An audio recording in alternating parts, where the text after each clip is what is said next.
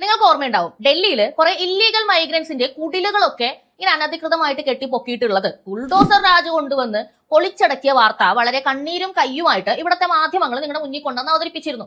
മോദി സർക്കാർ ഭയങ്കര അനീതിയാണ് ഇങ്ങനത്തെ പാവപ്പെട്ട ആൾക്കാരോട് ചെയ്യുന്നത്, പ്രത്യേകിച്ച് ഇവര് മുസ്ലിംസ് ആയതുകൊണ്ട് ആണ് ഇവരെ ഇങ്ങനെ ദ്രോഹിക്കുന്നത്. BJP ഡൽഹിയിൽ കയറിയതോടുകൂടി അവിടുത്തെ ആളുകൾക്കും ജീവിക്കാൻ പറ്റാതായി എന്നൊക്കെ പറഞ്ഞിട്ടുള്ള കരച്ചിലുകൾ പലതും നമ്മൾ കണ്ടു. ചില ആളുകളെ മറ്റ് പാർപ്പിട സമുച്ചയങ്ങൾ ഉണ്ടാക്കി മാറ്റി പാർപ്പിക്കുകയായിരുന്നു, മറ്റു ചിലരെ ബംഗ്ലാദേശിലേക്ക് തിരിച്ചയക്കുകയായിരുന്നു എന്നാണ് റിപ്പോർട്ട് പറയുന്നത്.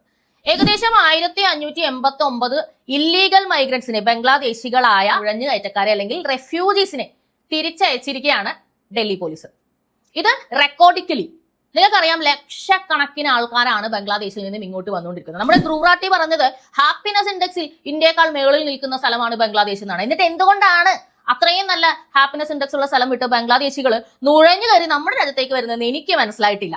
എന്ത് തന്നെ ആയാലും ബുൾഡോസർ രാജ് എന്ന് പറയുന്നത് രാജ്യത്തിന്റെ സുരക്ഷയ്ക്ക് വേണ്ടി എടുത്തിരിക്കുന്ന നല്ലൊരു മൂവ്മെന്റ് ആണ്.